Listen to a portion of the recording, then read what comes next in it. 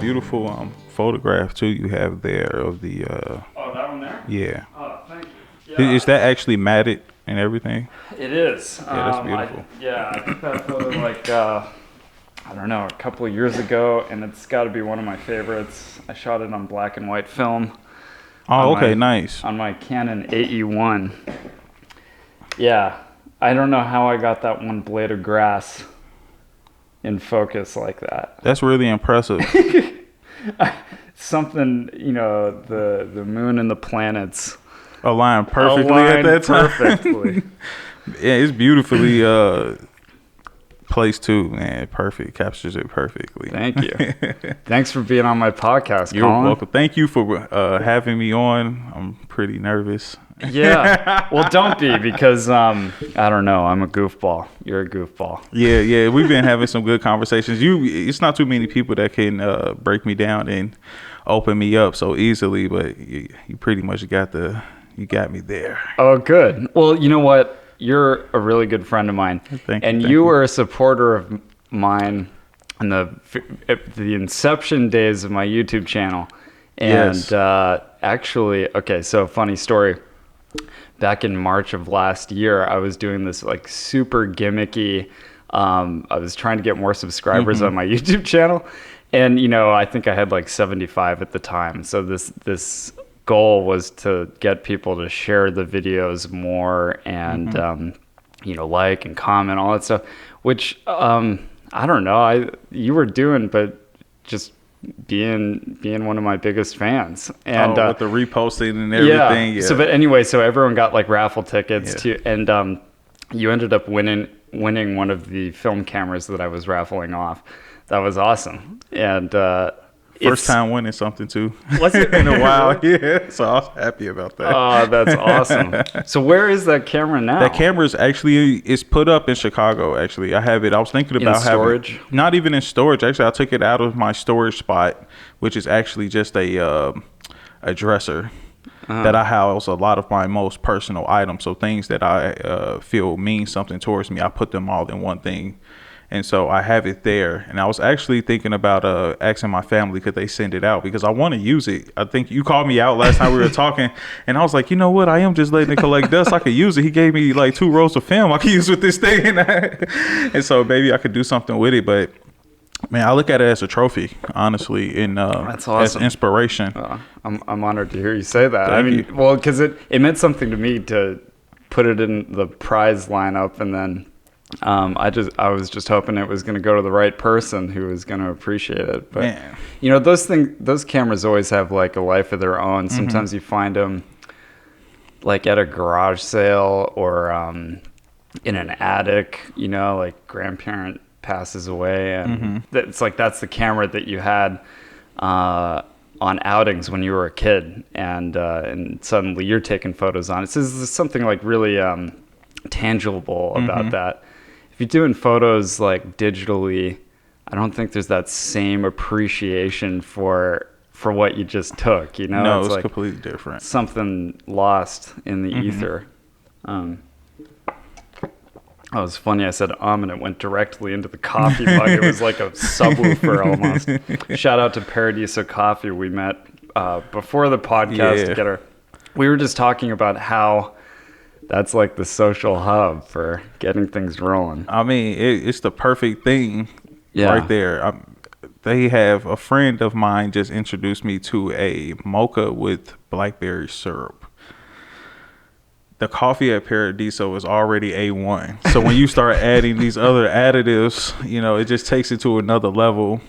Yeah. That was my second cup, actually, that I finished very quickly. And so I envy you for being able to have the patience to keep a little bit going. I need it for the show, I'll be honest. I think in most of my episodes so far, I'm either doing water, or in one I'm not going to say regrettably, but I drank a number of beers. So that was a whole flavor to that podcast. And then if it's coffee, that's a whole other flavor. But dude, I like that shirt you're wearing. Tell me about that shirt. So this is Make Humanity Greater Again. This is actually from Be Greater Than Ever. If I think some people in town already know Trey Good and Hemi Kal-El. They are they're family to me, very good friends, but as a couple, they also have a clothing line called Be Greater Than Ever. Back in 2015, 2016, they allowed me to hop on with them. I pretty much was doing video work for them, like Family Trades, any of his shows and things like that. Sometimes I'll show up and do a little photography. Just being a fan actually of his music and his message he was bringing, and that is what interested me in there. And so at some point during the beginning of my social media management career, I ended up becoming their social media manager. And so as the time developed, our first concept was no competition, no comparison. And this was actually all Trey's idea. I just happened to hop on, but we pushed it. And so what it meant was that you're your only competition, you're your only comparison, and it's only you against you. And so you don't have to base the ideas of success or anything else in life against anyone else's principles and values and morals except your own. And so it gives Be Greater Than Ever is something that just gives a life of its own to the individual. And as we grew, we came up with Make Humanity Greater Again, which is also a play off the President Trump when he came out with Make America Great Again. We pretty much trumped that with Make Humanity Greater Again. And so this is what we're pushing. Humanity in general needs to push forward. I think this is also what we're seeing around the world. I think as far as the recent demonstrations are proving, is that it was one of the biggest civil rights demonstrations up to date. Worldwide event. It wasn't something that just happened in America. It's happening all over. And so this is one of those instances where you have to think more like this, because the things and mistreatments or anything that's happening, it's not just to human beings, but whether it's to animals or plants, whatever it may be, or whatever your cause is, whatever you choose to identify as, etc. We all have to treat each other accordingly and treat each other right, because the creator, God, the source, people use many names, but from whence we came and which we will return, we have to live according to that divine law as well, which is treating people accordingly and loving each other. Just period. It's not because of who you are. It's not about a color. It's not about a gender. It's not about who you voted. Those things we could talk about and get over, but to inflict violence on someone or anything or any creature, is completely wrong. And through the innumerable amounts of violence and disorder that's taking place on this earth, it's a time that we just push forward and we came up with Let's Make Humanity Greater. That's awesome. That's a real a message I can get behind. Thank you. It's great. So you're helping make that clothing line. Where would someone get a shirt like that? BeGreaterThanEver.com. Okay. You can also find us on Twitter at Be Greater Than Ever, but it's GR8 with the number 8 TER. That's good. That's good. Yeah. So I want to get your thoughts on the current climate of things. Man.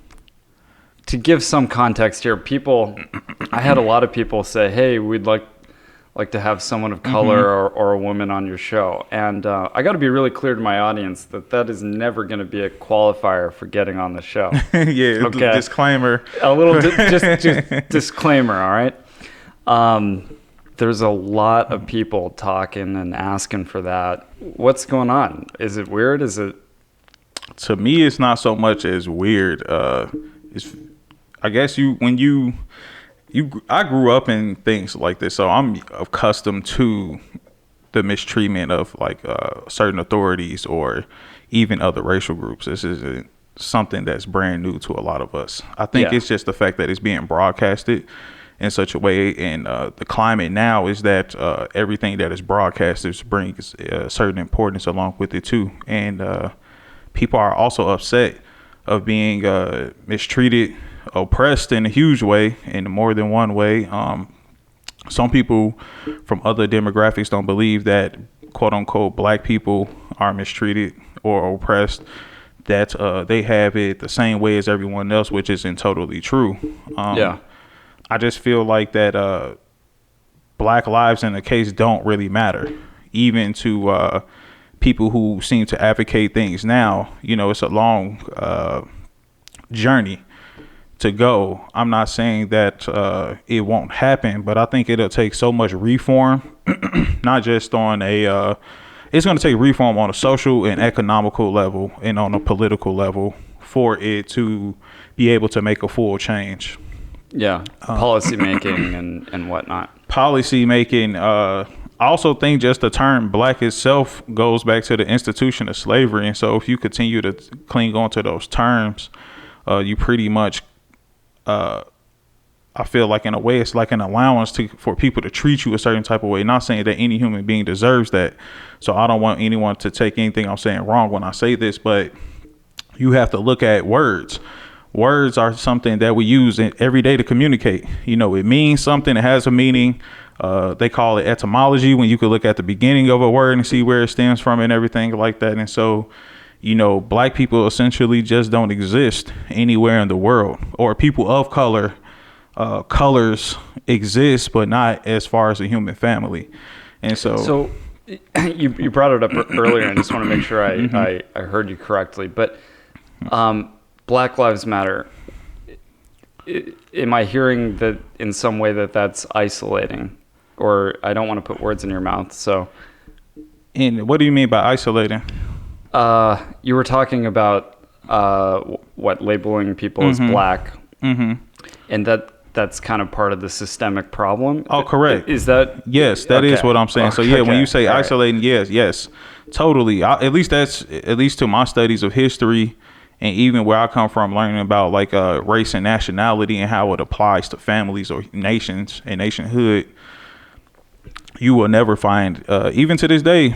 I mean, I'll challenge everyone to look up, tell me where black people come from out of any place in the world. I don't think anyone will be able to do it without coming up with the excuse that they come from out of Africa. But where from out of Africa when you have over 60 countries? Yeah. And who's to say that these people even come from out of Africa? Because you have people of darker hue who existed not just in Africa, but they also existed in other places of the world, including Asia, certain places in Europe, North, South, and Central Americas. And so it depends on what time period you're talking about, who was there at what point. So let's just, we have to look at history from that standpoint.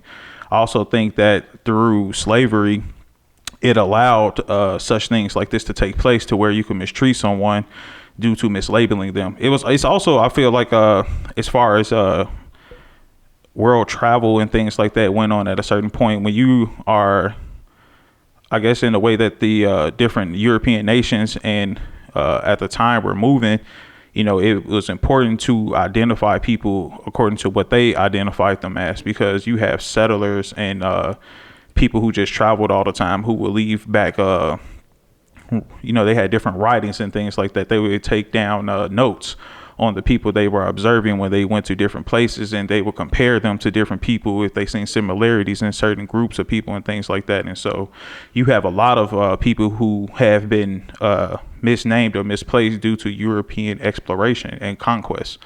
Anything as far as dealing with a black or a Negro or the N-word, all these different type of terms that denotes to a black person all stems from European conquest.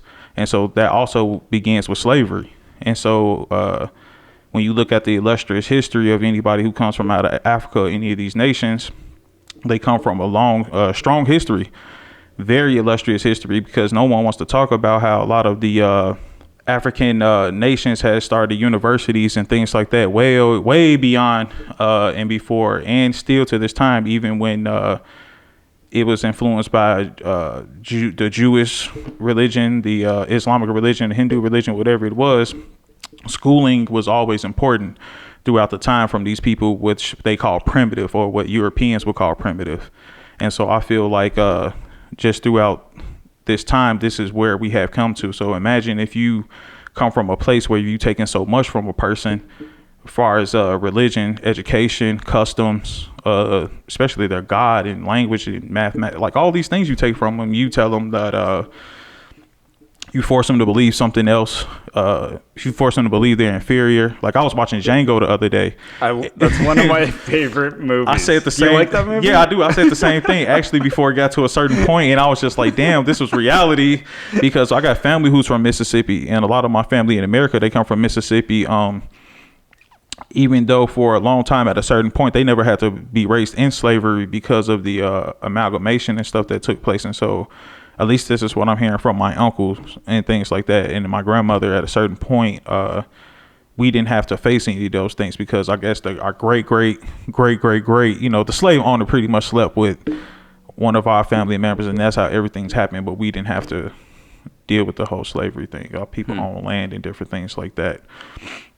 But nevertheless, it was still happening. It doesn't change the fact that it happened. It actually happened in Mississippi for a long time.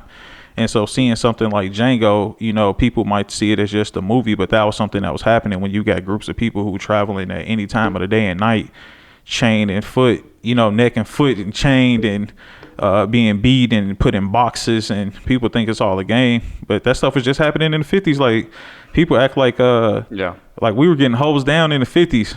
And still trying to fight for black power, and try to fit into this American paradigm that essentially, through whatever means, was things was written a certain type of way to put us at a disadvantage.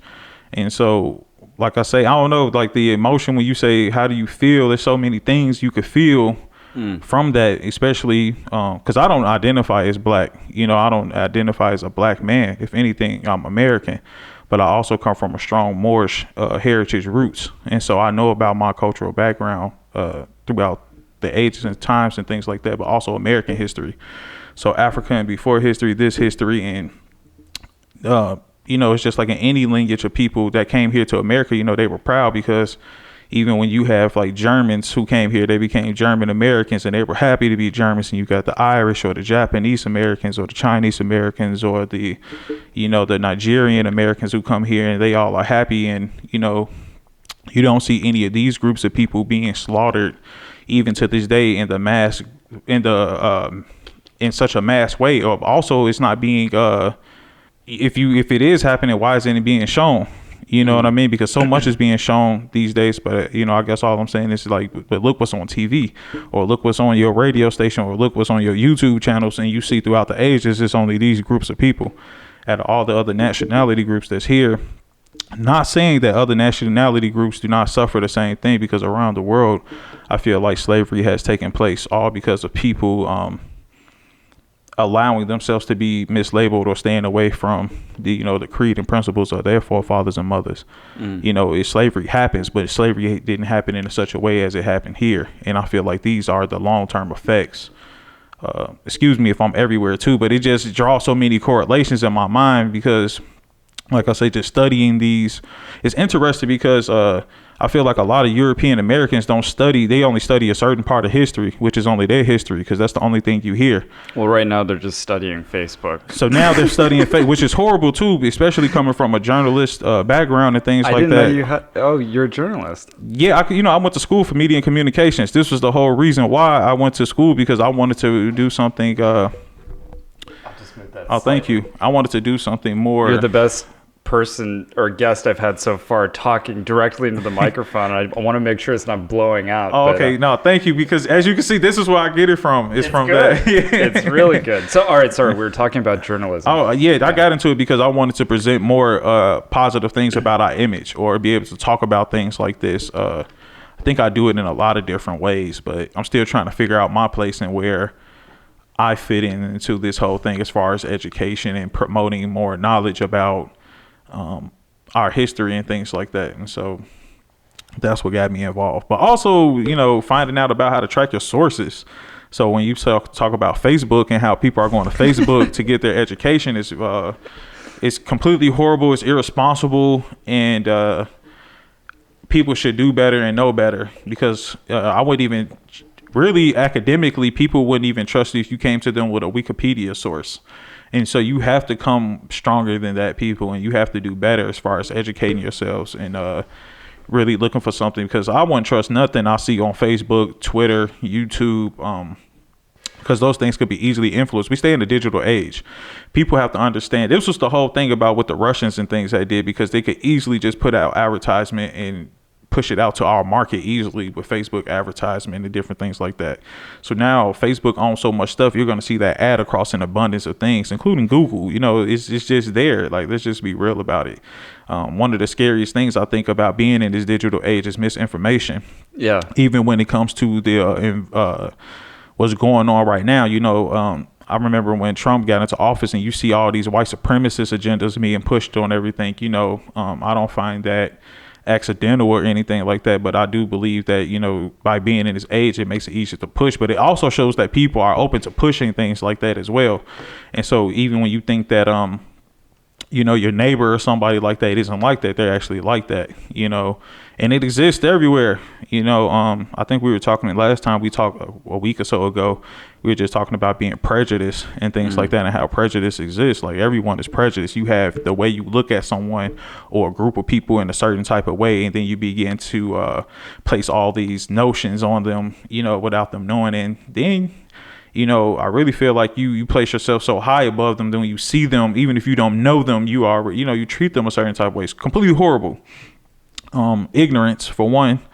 But the fact that it exists, it still exists today. So that shows that this whole thing about being racially, I don't think there's anything wrong with having racial pride, but the whole idea of being racially superior is the idea that is still being pushed today. And as far as being in America or even around the world, you know, it's something that will continue to propagate hate and also conquest in any type of form. Conquest is different these days, honestly.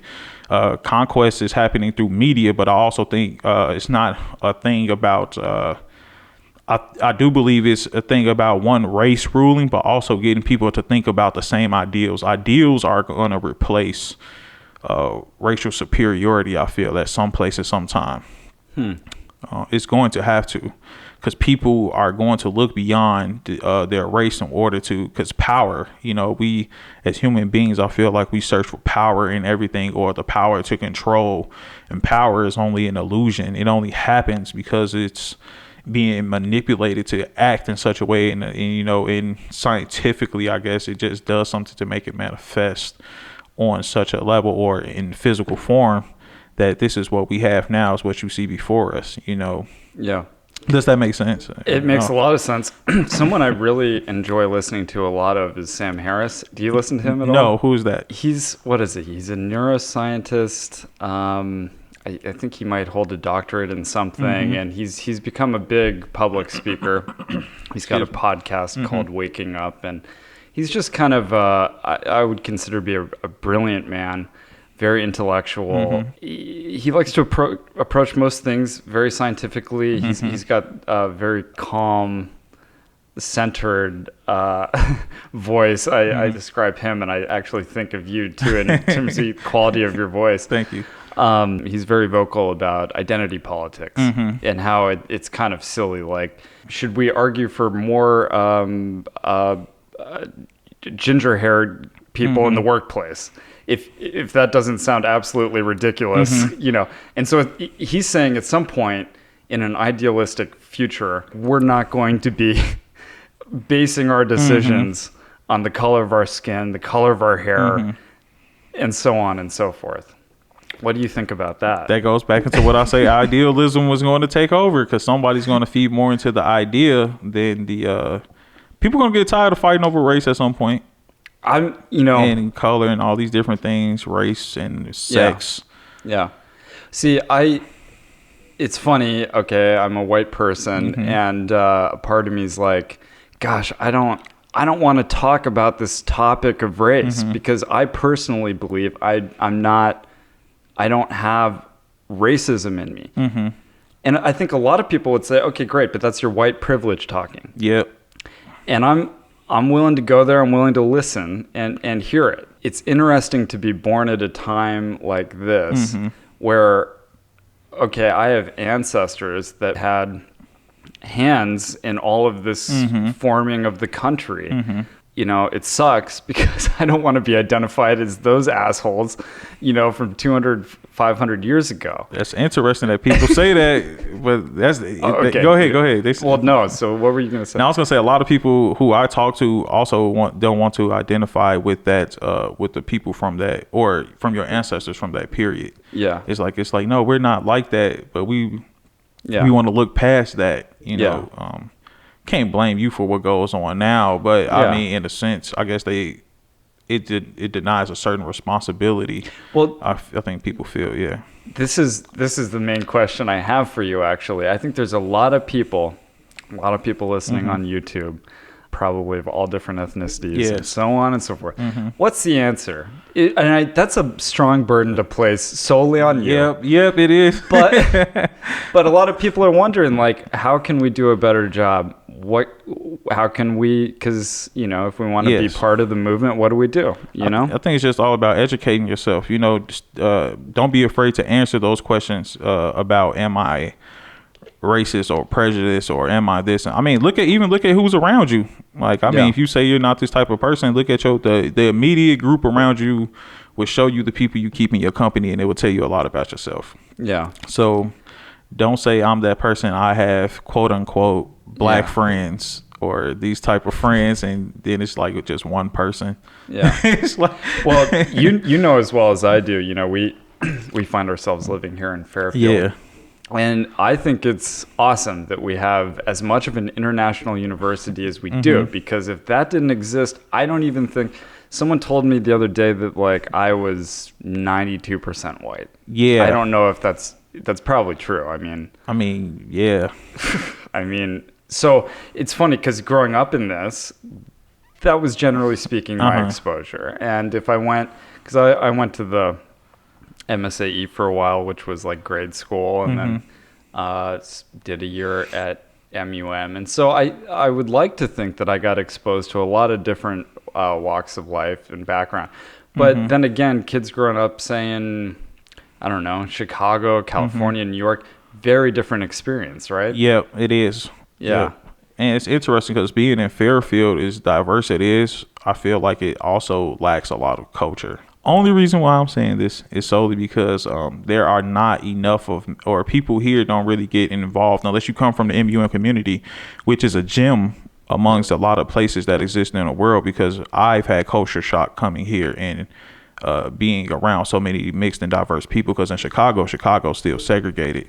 And so imagine going out and not knowing how to identify with a person from a different in a sense, you're moved. I want to say forced, but it's not like forced like you're gun at head type forced to do something. You're forced to integrate with people who you might not have, who you wouldn't have talked to before. Let's just be open and honest about it. You know, met so many Ethiopian people here, and I respect Ethiopian culture, even Nepalian culture, Indian culture, because these are a lot of people you meet. I met a lot of people from Egypt and things like that, and just seeing a lot of people from South America too. So Argentina, Brazil, and you're meeting these people and you're seeing their art. Or you got someone like Amin who comes from Algeria, and he's here still to this day, and he promotes his culture in such a way and through music and things like that and his artistic expression. So you see these type of things, and you have a lot of people that come here and bring that. So in that sense, you get to see a lot of the culture and aspect of that, like, or you have the Sufi house and things like that. Different temples. Yeah, different temples and things like that. So those things do exist, but I feel like in general, you have to be a part of those circles, which everyone is not a part of in town. Yeah, even just it being a small town like this, you say, even if you want to open a restaurant, like, God bless you, good luck, you're probably gonna fail. I mean, it's hard to it's hard to run a small business in this town. At one point, I remember we had 3 Indian restaurants on the square. We had what was it, north, east, and south sides of the ridiculous. Square. You know, it'd be ideal, right, if we had one of every church and temple and an ethnic community or leader or something, someone type of committee or something like that. You were talking about culture, which I think is an interesting topic. How do we How do we bring more of that into the community? I don't think too many international students stay here so much, but I think we all could just do better with integrating and getting to know each other more. Because if you even knew who your neighbor was or what they represented, maybe we can all get together and you start a community group, and every month or whenever someone has to celebrate something from their culture or heritage, you kind of celebrate it. So if what was the last St. Patrick's Day or something came up and you see everyone at the bar, like we could do that for a lot of other things too, so it could be the same thing except we integrate it more into that way. But wait, did you being from Chicago, did they do the Green River this year? I don't know if they did it this year. They usually do it every year though. No, I know. Well, because of COVID, I don't even think the bars were open. Actually, they had just opened. No, people, they did. I think they did do it. Don't quote me on that, but I remember seeing some of my friends on the Snapchat were downtown at the bars and they were drinking. So yeah, that's a good drinking holiday for sure. Yeah, so just coming together, doing stuff like that, getting to know people, and just being open to celebrating culture. That's all. We just have to be more open to things. Man, it's interesting I say that because that does exist here. I guess I would like to see it more on a grander level because it does exist here, and I don't want people to think that these things don't exist in Fairfield, because I would say this is one of the few places where you can experience a lot of different culture. Like I said, if you're around these people, but generally speaking, I would like to see more people in town get together just to celebrate life or different aspects of life. I would too. And honestly, I felt like there was a heyday. I was born and raised in this town, so being 31 now, man, in my early 20s, I want to say, things were like roaring. It was cool, but we had I still talk about this today. We had a youth program. Wow. Made a huge difference because I got my first video editing classes, say, when I was in 7th grade. It dramatically changed the course of my life. I said, hey, I can make money doing this. I can be a creative person doing this. It was so empowering. What do kids like to do after school? They probably like, video games, all this stuff. Yeah, so this was a place where you could go connect with other kids and do like productive stuff. So that's just one example, but I feel like the music scene took a hit. So much stuff because of COVID, man, this stuff hit hard. Yeah. Oh my goodness. I thought my mind was pretty made up about it and how that it was like 99 points, whatever, like a teeny fraction of people were going to die. Now I'm really starting to question that, and we're hearing about how there's going to be another wave. And one of the breaking news type things right now is that if you're an American citizen, you're not going to be able to get into Europe. I just seen that about an hour ago. Someone sent me an article on that, and I was just like, whoa. Well, that made me rethink things a little bit. It is scary. Like I guess now, like I know one or two people that have COVID, and they're not too much older than us. They're I think one person's like in their 40s or something, and has been like sick like a dog for 2 weeks, or like going on 3 weeks. That sounds awful. So yeah, I'm starting to get like, I do most of the things already. It's like, I went to family video. I make a point of opening the doors with my feet.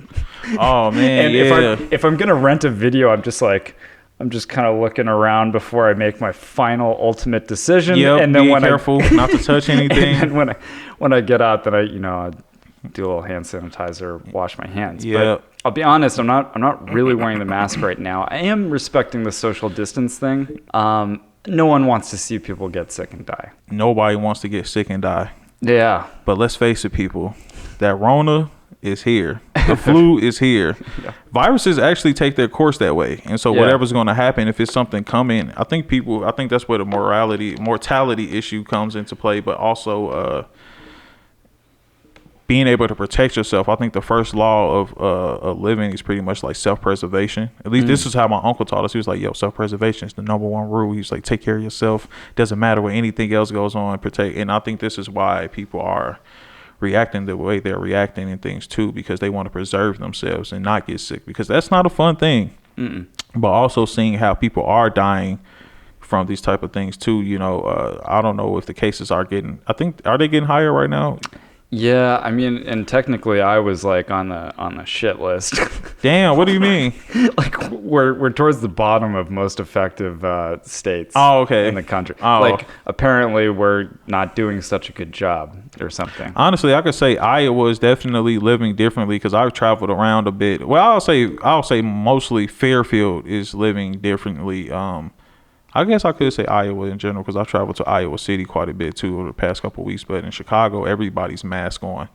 You can't walk into any establishment. Right? No establishment. Actually, we actually wanted to do this podcast several weeks ago, and then you went back home. Yeah. You said you were going to do Father's Day and all this other stuff.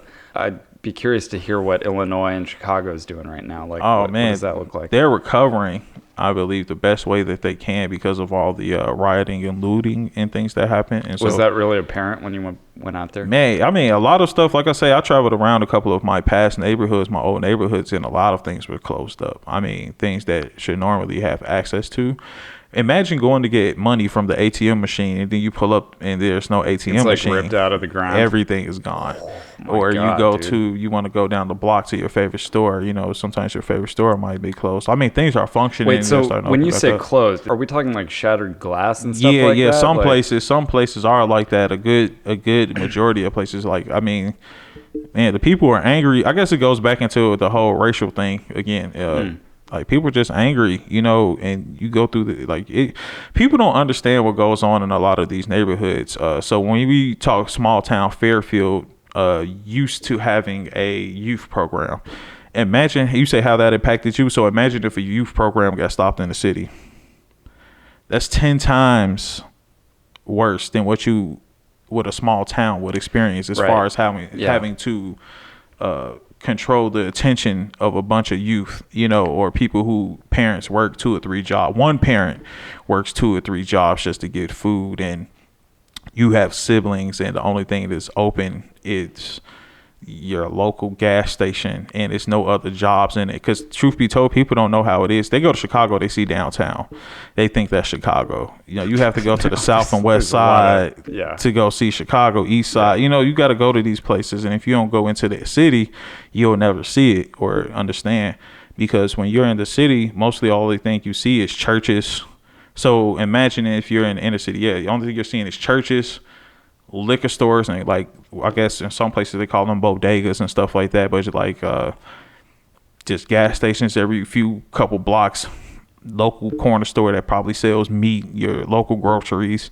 For the most part, you don't have any other business, barbershop, nail salon. The money isn't really owned, or the things in the neighborhood isn't really owned by too many people who's from that neighborhood or from the demographic. And so it's no jobs there is basically all I'm saying. I said all of that, people, to say it's no jobs. It's mostly churches, food spots, fast food spots, not the best food. You got your grocery store, cheap food, growing up on chips and donuts and juice and things like that. And those things, open up early, and these people, you're not getting the best stuff, high quality stuff, and they're shutting schools down and stuff like that, or a lot, things are happening even educational wise where you can't get funding for a school to be able to have the same education as it would in other people that have in other neighborhoods and things like that. So you don't understand the severity of the situation and what it takes to really survive. So imagine you got all of that against you. You don't have no schooling. Your parent is gone because they trying to survive. Their parents going to be stressed out. So imagine your parent coming home and they don't want to deal with you because they've been dealing with this job, and then you seeing how the system is treating them, and they know how the system works, so they scared for you to go outside, but you got to go outside because you got to live your life too. And so some people get interested in crime and gangs, and other people get interested into other things. But let this be a testament to that. Even if you run across, like, some people, I've heard some kids in Iowa City talk something about gangs, and they don't know shit about gangs. Excuse my language, but they don't. You know what I mean? Yeah. Coming from their areas and stuff, you could tell by the way he was talking. And he was basically trying to say, like, I think that's why they're violent, and because there's gangs there. But like, it's easy to say that, but you don't understand, like, where gang culture comes from. Gang culture in Chicago and all these different types of things come from protecting the neighborhood because of the racial prejudice that was there too. So here we go back to being, systemic racism and racial stuff. Let's just say this line right here is my side and that's your side. If you was to cross the street, you would get beat up or killed. If I was to cross the street, vice versa, the same thing would happen. I would get beat up and killed. That was still going on in 30s, 40s, 50s, 60s, and stuff like that existed for a long time. Like, it's not like this is some new thing or anything like that. But imagine like that type of stuff going on for years and years and years. So that type of stuff is set in place. Yeah. And then you have what they call it, like Section 8 and different things like that. If people are familiar with Section 8, that actually prohibits a male from even being in the house in order for the mother to get aid to be able to, get affordable housing and different things like that. It's government aid, but it's set up in such a way that it takes away of the family household. So you lose those type of dynamics and stuff like that. That's why I say this stuff is just like years and years and years of different things being placed or put in place in order to further tear away our homes and neighborhoods. But going back to gang culture, that was put in place too, so we can feed ourselves and protect ourselves, because we didn't want to be victims of crime and not have nobody to protect us. And so a lot of those what they call misguided youth form organizations in their juvenile halls. Like, and that should just show you the intelligence of these people to be able to be 16 to 17 and start something that has, probably over millions of people who have been either active or inactive in these organizations throughout the years. What was the advice growing up, say, from your mom and your dad? I didn't grow up with my biological dad. The male presence was put on my uncles. I would say that much, but raised by mostly women. So my mom. Oh, we have that in common. Yeah. My mom raised me as a single mother. So you understand certain dynamics too growing up. Yeah. And but she would just tell me, this is exactly what she told me. She said that you are an endangered species. I can't remember how old I was, but I don't think I was in kindergarten, but I remember it well. She said, you're young, you're an endangered species because of three things. And she said it only takes three things really for you to get out, but you have two strikes against you already. And I said, what is that? And she said, one, because you're young and you're black. And excuse me, it was two things. One was because you're young, the second one was because you're black, and the third one was just they needed a reason just to put you in the system, because once you were in the system, you were done. As you see, if you get caught up in the system, even to this day, it's very hard for you to get employment, etc. But you're done. Plus they could lock you up. People get locked up just for violation of their parole, and now they're sitting in jail for a number of reasons. There's crazy things. It doesn't even have to be a strong offense. You could get pulled over for not having a tail light, and you could go back to jail type thing. And so that's not, that's something that has to be fixed too. So that's why reform for those type of things are going on right now too. But that was basically what she would tell me. You're just young, you black, and they just need something to put you in jail. So she always told me to be careful. She always taught me how to deal with the police, not to speak, not to give up any information that could incriminate me. Always just told me to just keep. And the reason why she told me this too was not definitely not to self-sabotage myself, but to protect me, because she understood that anything that I said could be used against me, but also by me being a minor and the police being there, I could be scared and could say something that might not be true because I'm not understanding what they can be saying to me because I'm so young. And that's something, we don't think about as being young. And that's why our parents try to warn us, because we look past these things because we're so young and reckless. And so, but growing up in Chicago, you got to grow up fast. And so imagine being a youth and you're thinking like this. So by the time I even encountered this, I was already primed to respond. And so if a cop came, I knew not to say nothing. I'll just wait for my lawyer. Yeah. And you just sit there. Never been arrested though. Never been arrested. I'm 29. Never been arrested. Never got locked up. I don't have any kids. Nothing crazy. Lived a pretty much normal life growing up in these circumstances. So when people, you just have to do better with what you have, and you just keep going on that, because there's a lot of people who survive in Chicago. They like, the stuff is not like the Wild West. I just think any point in your life when you're faced with adversity, it just makes you stronger. So it's just a city full of people who are just strong. Yeah. And that's everywhere too. That's what I encountered growing up. Also, from the men who I grew up with, was just how to be a man. As you were saying, I think what was the name of the teacher? Who taught you? Oh, Mr. Turner. Mr. Turner, and good man too. I met him in town a couple times, as I was saying. But even learning something like how to shake a man's hand firmly and look him in his eye, and you're talking to him, it's fantastic. It changes your life, just how to conduct yourself. And I grew around men who were men, and so the things that I even see even up to now, it's still it holds dear to me because I don't see that too much. Like I really believe people who I grew up with are like we call ourselves the last of a dying breed, because you don't have too many young people who have those morals or values. Even people in our group, they call me an old man, and I have gray hair and things like that too. But because of how I act and things like that, because that's all I hung around mostly. Like I play video games and things like that, but I love hanging around the adults. That's just how I was. And reading, and we read books beyond our comprehension early on, and so. The people in my family will always, like my mom encouraged us to read history. So we always studied history in our house. Math and things like that was taught to us before we even got to first grade.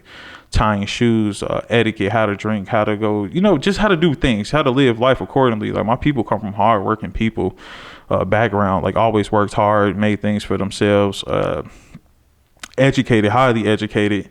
So that's why all the kids grew up. Like my first books, I remember reading Clifford the Red Dog, but the stuff that I really remember reading, imagine you're in 7th and 8th grade and you're reading The Prince by Niccolo Machiavelli. That changes your whole perception on life. So when you ask like, what was it like growing up, or what was told to me, it was just to always be on point and always to work hard because of my skin tone and color, and because they looked at me as a black man, and because a black man has to work hard, or if a black man don't act like this, they would be treated like this. I was also taught to always stand up for myself and have racial pride too. And so I had to always, address these type of things growing up differently. You just see different things as you come up. Like I say, you're being young and the police is terrorizing you one day because you're out with your friend, and they're telling your friend like, hey, we've been looking for you and we just wanted to get you so we could build a case against you. And and you're just like, damn, like, why are you even messing with us? And you don't have no real reason, or a cop telling you, or you traveling somewhere that's maybe 10, 20 minutes away from your house and it doesn't look like you, and so you don't fit the demographic. And so you have people asking you, why are you here, or what are you doing around here, and these type of things. It just exists. It's not saying that I guess most people, I'm desensitized to it a lot because I grew up in it. And so people ask me all the time, about what can we do, what's going to change, and all these different things. Like I don't totally have every answer. I just have my philosophy and thoughts on things. And so like I say, I just seen this stuff happening for so long, you get numb to it, violence, but also having a harder exterior, or really seeing life as it is. Because one thing I noticed about the comparison from people who live in Fairfield and people in Chicago is we have a harder exterior, or people who come from various backgrounds, especially in the city, our exterior is just harder. Our insides are harder too. We're really stern people. People look at us and they're like, y'all kind of aggressive, because we have to be, because we have to survive. And people here don't have that survival mechanism. And so, I feel like people here are a little bit less aggressive than we are. Not saying that that's a bad thing, but also as far as it comes to survival mechanisms, I think it helps to be a little bit aggressive, And so that's something I'm still not used to, coming here and people are so nice. Like people leave their doors open, you don't, or if you was to approach that door, it's not even like someone to mistreat you or anything like that. They'll probably invite you in for a cup of tea or something like that and ask you how you doing. And you're just sitting there just like, what is this, Yeah. And so I feel like, just surviving and stuff like that, having that drive to survive in that type of sense, a lot of people don't know what that feels like. And to have everything else against you, like all those other things I just named. I know I'm going a little bit everywhere, but I think that's awesome. I agree with a lot of what you're saying. I like, personally, in an ideal environment, I never want to be so comfortable. Like, adversity is constructive. Mm-hmm. I mean, talk about who is it? Like Muhammad Ali said, like, I was saying I was great way before anyone believed in me, and he's the float like a butterfly, sting like a bee. Yeah. But I love that, because like him, say Michael Jordan, whatever, probably shot like 1 million free throws. Yep.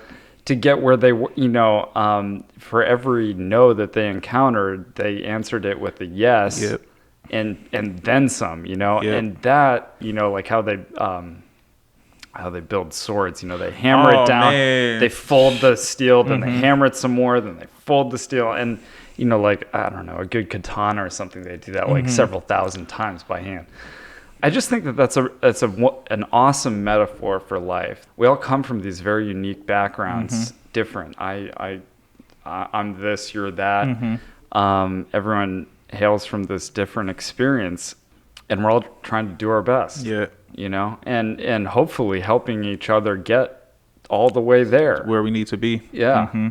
So it's this ongoing question, I suppose, but ultimately I think it's people really claiming their power and their dignity, their beauty, their humanity as a person, and fully realizing it, right? We all want to see everyone realize their full potential. Yep. I think that's what we're really talking about here. That is what we're talking about. Yes. It's good. Yes. Yeah. I like how you summed up to that, man. That's beautiful. That's Is it- really is beautiful. it- Yeah, it actually takes me aback because I wasn't expecting you to hit hard like that. It's funny because like everyone's trying to say all this crap in a politically correct way, Yeah. which I'll just say to some degree is really goddamn exhausting. When it's like I'm sitting across from someone I Yep. respect. I don't know. We're all trying to help. You bridging the gap. I mean, I think that's what we all do. We bridge the gap. I think even with me, like, I experienced interracial dating the first time being here. So imagine like that paradigm being cracked open. Yeah. And the conversations you're having with the woman, a whole different nationality. Her I mean, family, your family, maybe. I mean, even my family too. Yes, Yeah. you're absolutely correct. And so imagine those conversations. And man, when you want to talk about just changing and doing things differently, I think that's how things starts. Is by, I'm a person who I like to use the word taboo, but in a sense of just exploring life in all its aspects. And so I explore a lot of different things out of my natural curiosity to figure out life. So if you tell me, I guess that's what makes me a scientist, because you hear these stories about scientists who usually do projects and experiment on themselves. I'm that mad scientist. And so I experiment with myself on how to, I put myself in uncomfortable positions. This is one way I test myself. And I put myself in a position which I might not have necessarily been in, and I try to see if I can adapt to it, or if I even like being in this position. You have to explore these different type of things in order to, I feel like if you don't walk that way, you can never tell someone like, oh, this can't exist. You get what I'm saying? So let's talk as far as growing in a sense and just doing better in life. Let's just say, in my background, I was telling you about all the things I went through, like single parent home for the most part, but luckily I had family there. But throughout my whole situation, it was a lot of things that I didn't have for myself and things that I had to create for myself. Like we were talking about getting our GEDs. I got my GED from Job Corps. And so How old were you? I was when did I go to Job Corps? I was 18 when I went to Job Corps. 18? Sweet. Yeah, 18. And I went because I knew I wasn't going to graduate high school. And so I stayed. How did you know that? Because I wasn't, at the time I wasn't into school. I had experienced outside so much that I'd rather had just been outside living life. Like, I seen life for what it was. Hell Imagine yeah. it being in high school and you're able to do things adults could do, but you're just not legally able to say you could do it. I did that stuff, like as far as adult entertainment, drinking, smoking. I'm living like I'm in college, but I'm staying with my parents, and I'm in high school, and I always had a beard and things like that, so I can get access to things and being able to talk with, because I grew up around mostly adults, and I began reading psychology books on how to develop my communication skills. And so I would break myself down and have conversations with random people by saying hi every day and things like that. So, you go to Job Corps and you just excel tremendously because you realize how much time you wasted in high school. And but also with that, I just wasted my mom's time and also my instructor's time. And I knew I wasn't going to graduate. I mean, I was into smoking weed and different stuff like that. fornicating, man, just living. I mean, shoot, living tax free. I felt like, you know, I was invincible, young. Sure. I could go to jail one time. Never went to jail, like I say, but you know, you feel like you have these mistakes you could make in when life. You're young. When you're young, you don't realize how quickly life can change. Exactly. Right? And then you realize, like, your homies, you know, who close to you, they go to jail, and then you start seeing the time that they're getting.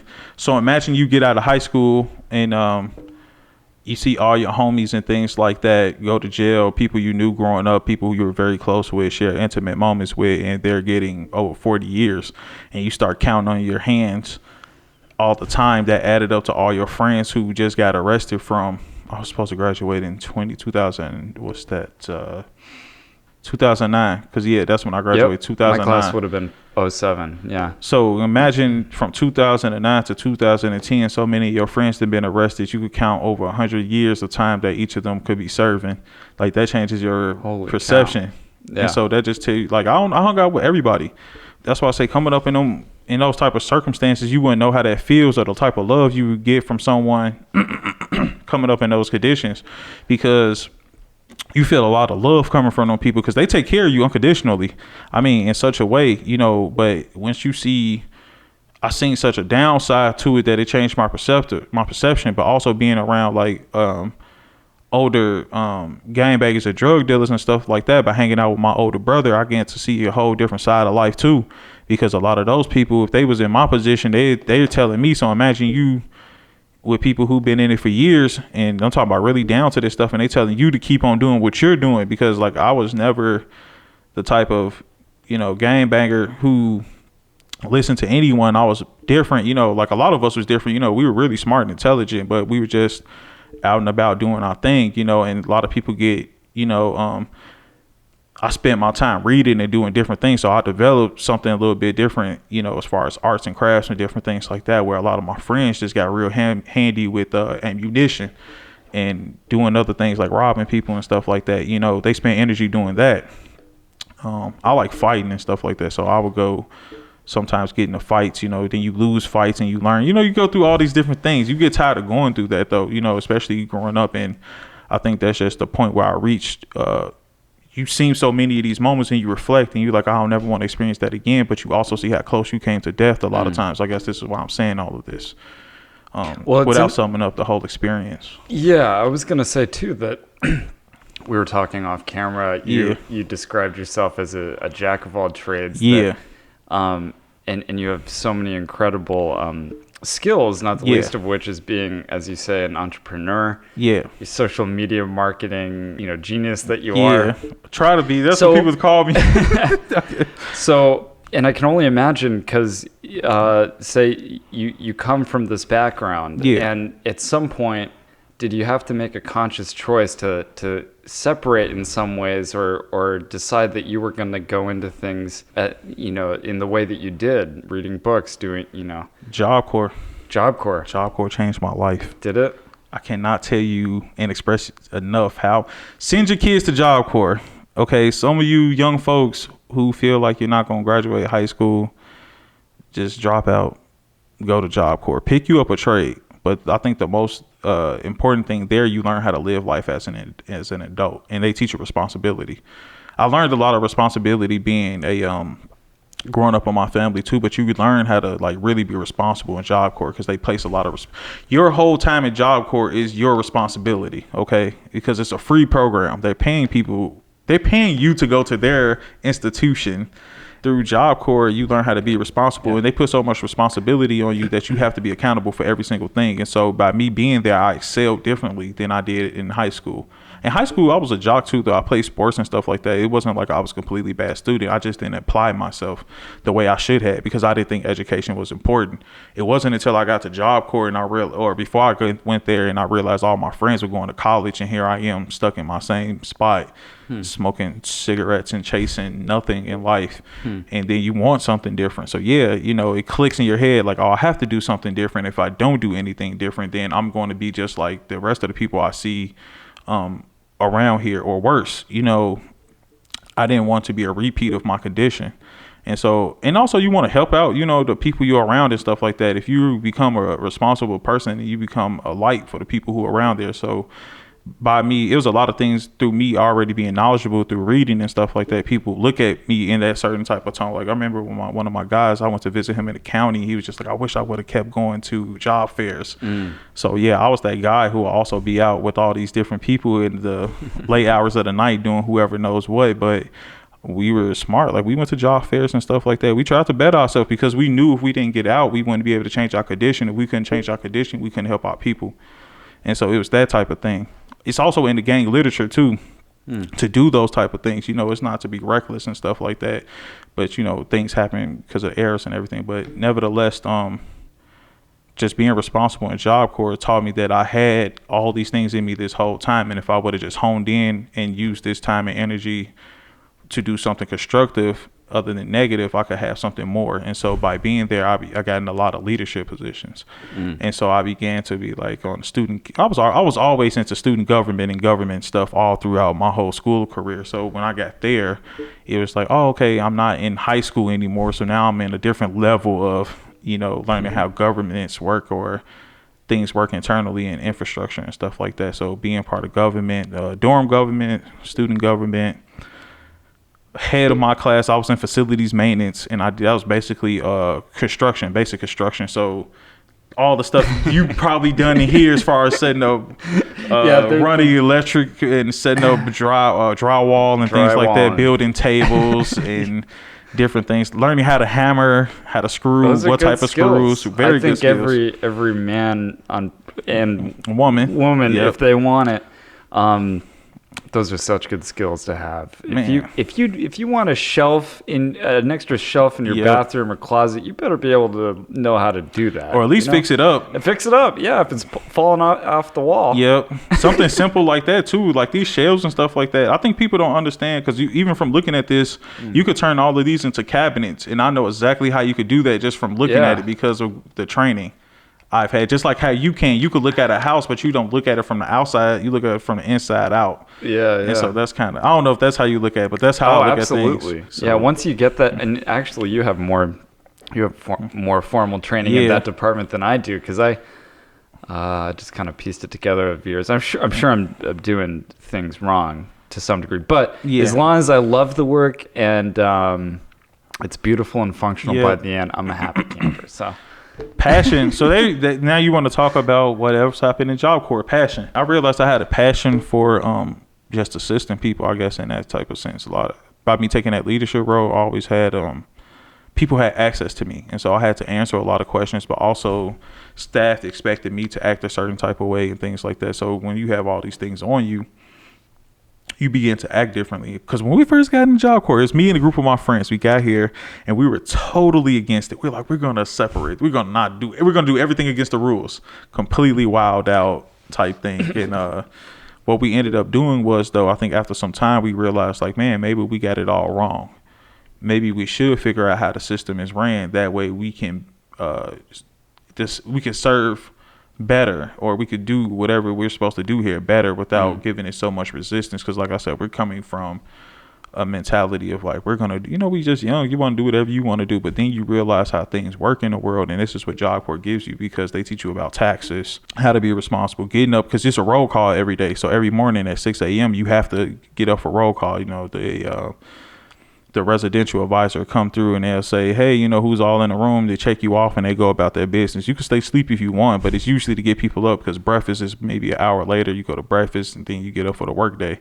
So it's actually like working a job where you go to sleep at a certain time, you wake up at a certain time. You have to be at your job by a certain time, which mine was facilities maintenance. But when you first come in for the first couple of weeks, you go through an introduction program, and then you kind of go all the way up to learning about what Job Corps is, preparing for different things you'll experience in the next couple of weeks. But also you earn a customer service certificate. So over the first 4 weeks, this is what you're doing.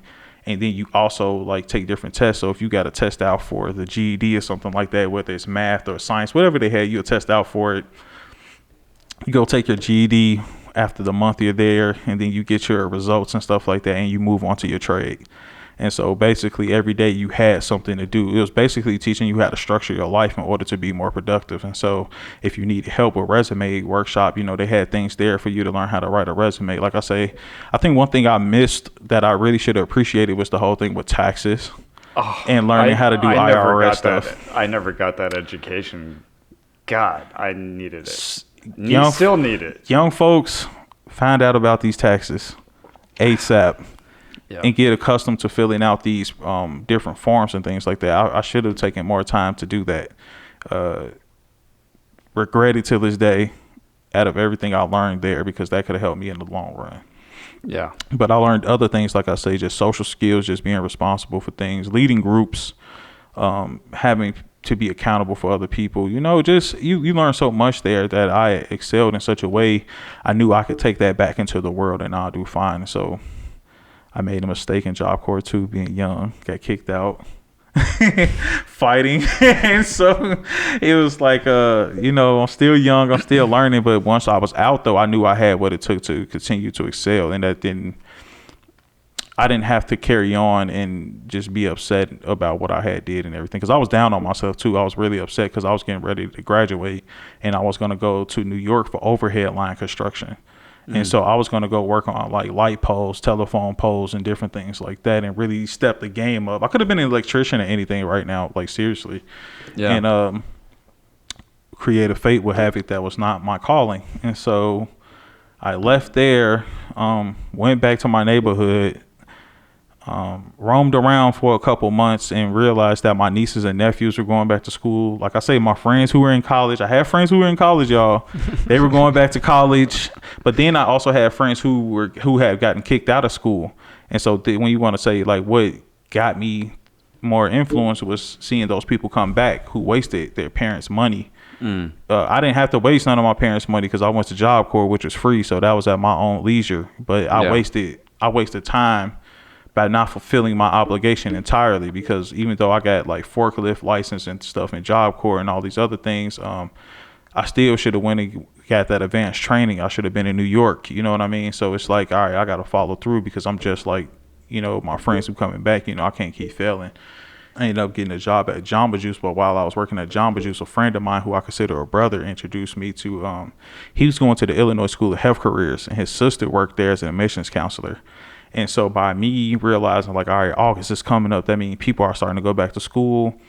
I don't want to be the person who has no job. But even though I had just got the job though, as I was in Illinois School of Health Careers. So it wasn't like I was working. I was looking for something to do. And I happened to get a job by going to Illinois School of Health Careers for my patient care technician certificate. Wow. Yeah. So I'm basically a certified nurse, a step up from a certified nursing assistant, because I learned how to do phlebotomy. I know how to operate an EKG machine. Really? I know how to do physical therapy.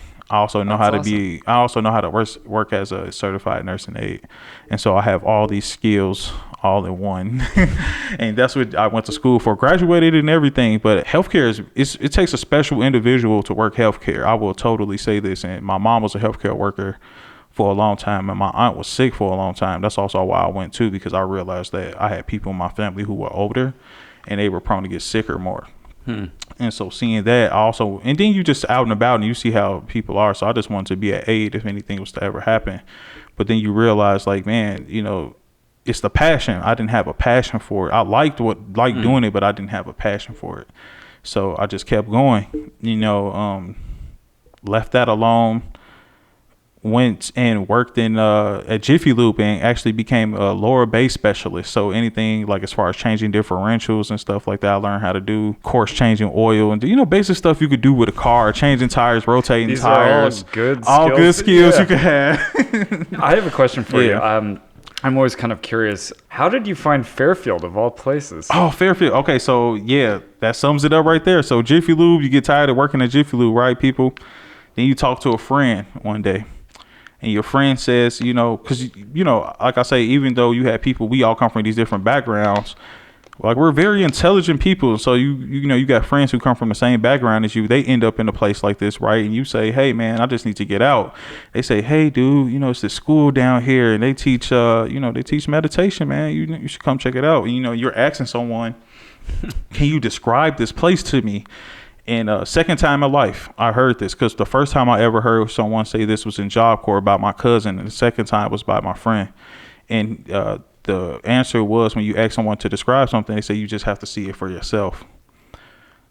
So that's what happened with Job Corps. I had to see it for myself. I saw it and I was like, oh, this is beneficial. So I basically just packed up, put my 2 weeks in at Jiffy Lube. I packed up, got accepted into MUM in a week. Went to MUM. It's now MIU.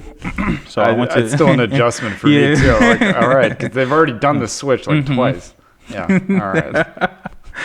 So I think people get upset at me when I say MUM. So yeah, whatever. They're not, they're not upset.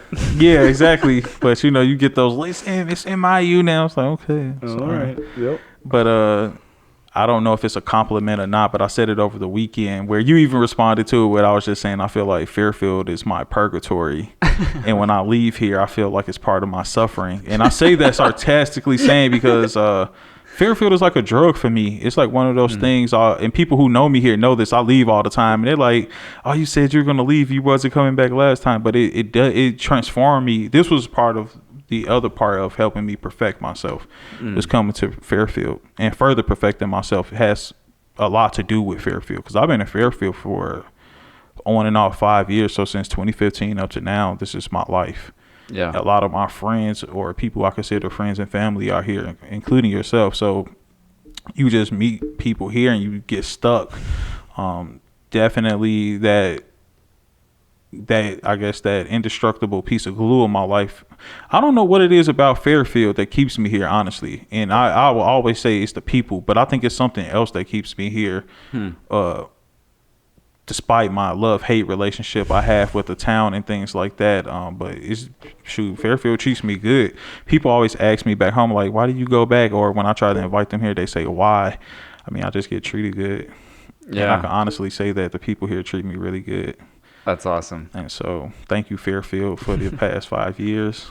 I have my reservations about things, but for better or for worse, man, great place to learn. When I say you have to learn about yourself here, I think that's why I stay here too, because I'm forced to shed whatever is in me that I need or don't. I'm shedding what I don't need, but I'm also gaining more of the building blocks to develop myself to the person that I'm supposed to be. And that's what I see here. So when people count success differently.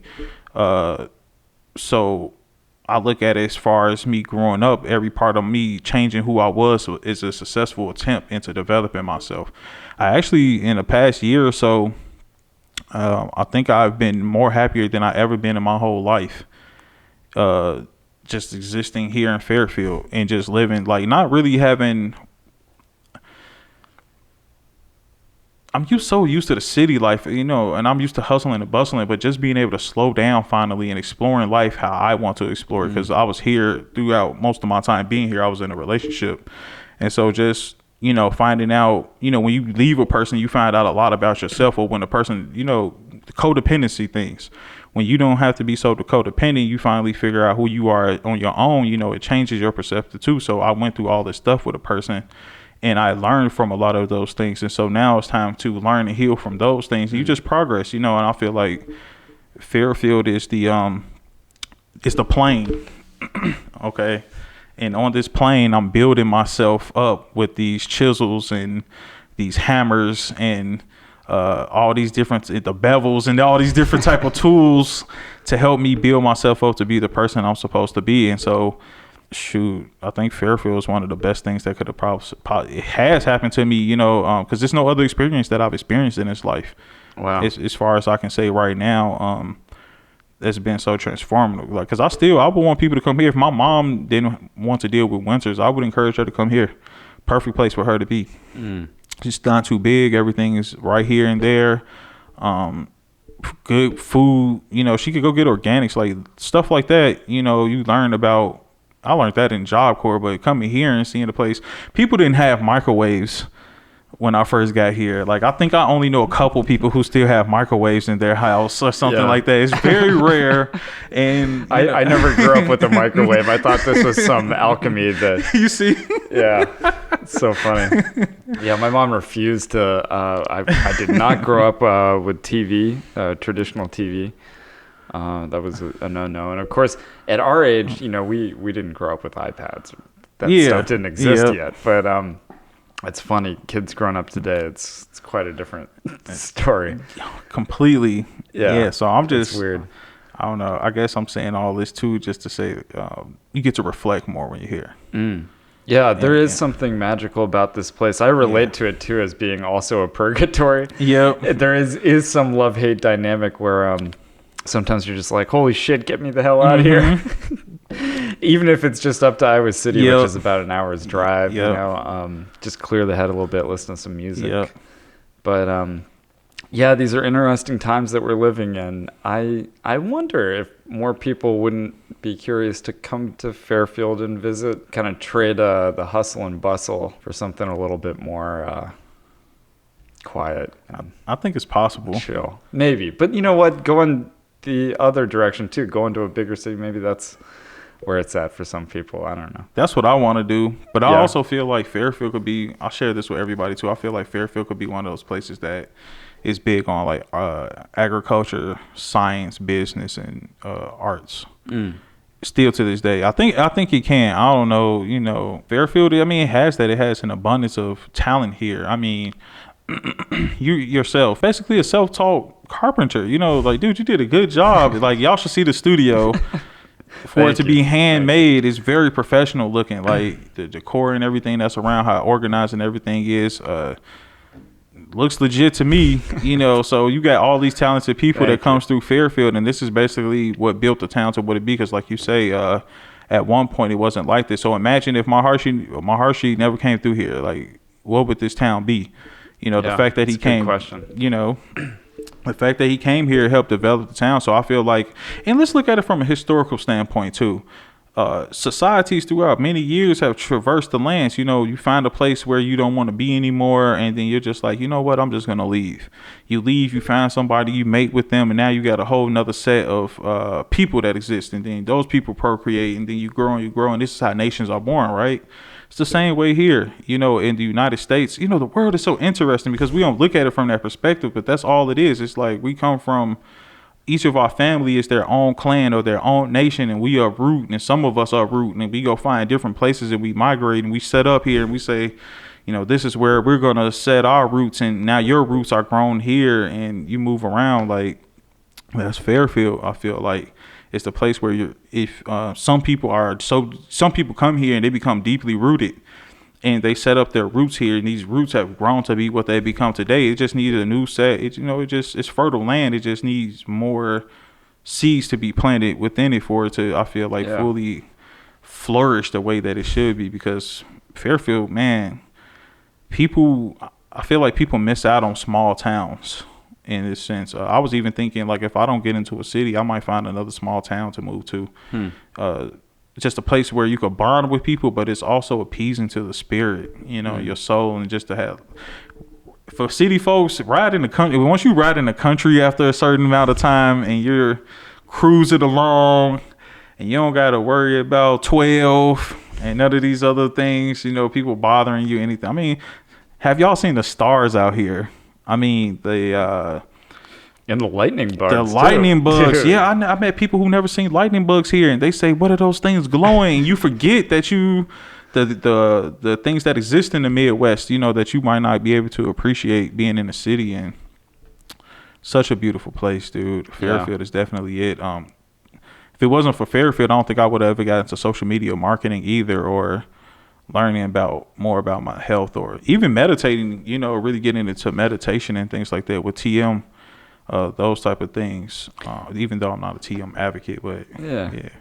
I was going to ask you, so are you actively doing the social media thing, and someone hears this and says, hey, I need some help ramping up the presence. Are you that guy? I am that guy. All right. I can definitely help you out with that. I specialize in everything from content management, content development, brand awareness, brand development. God, I need all of that. Graphic design, even paid search, advertising, marketing, those type of things, web design. I got into all of these because by becoming a social media manager, as I was explaining to you earlier, you have to have, being a one person social media management team, you have to have an array of skills.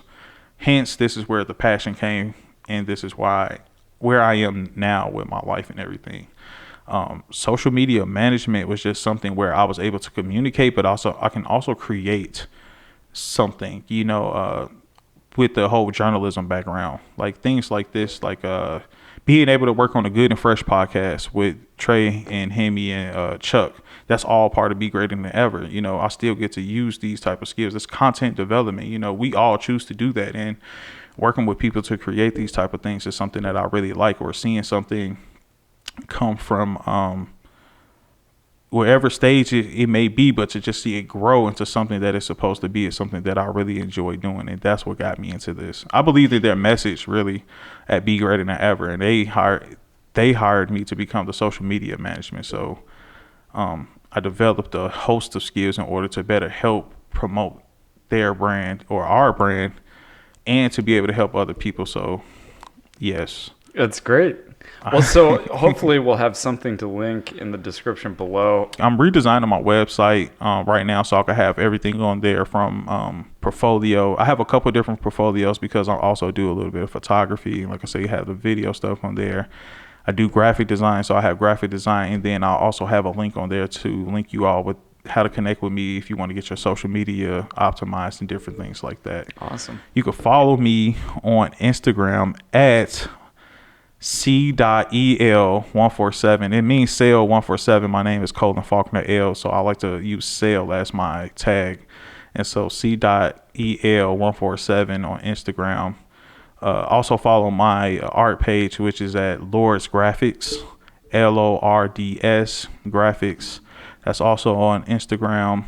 Also follow us at Be Greater Than Ever. We're getting ready to launch a sale this week that'll be coming up, Be Greater Than Ever. So stay on the lookout for that. Look out on social media. We're having a relaunch too. Newsletter will be out this month. And so we're doing some new things at Be Greater Than Ever as well. We're revamping. I'm always here to assist with anything. And thank you. I don't know if we covered everything. I feel like this was more of a conversation. I forgot the microphone. No, it's was perfect. It's a real honor to have you on the show. I'm not just saying that because you've been a supporter from the very beginning, and you're that inspiration and role model that tells me I can keep going. Oh man, that's too much. Oh no, man. Anyway, dude, let's do it again. Actually, this is first time I ever stepped into this so comfortably. I think I've done one other podcast. Trey's been trying to get me on the show for so long, so I hope he isn't upset that you snagged me first.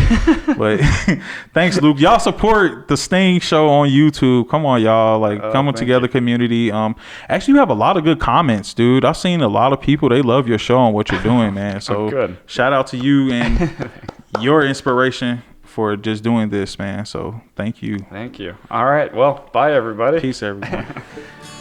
You think that went good? Dude.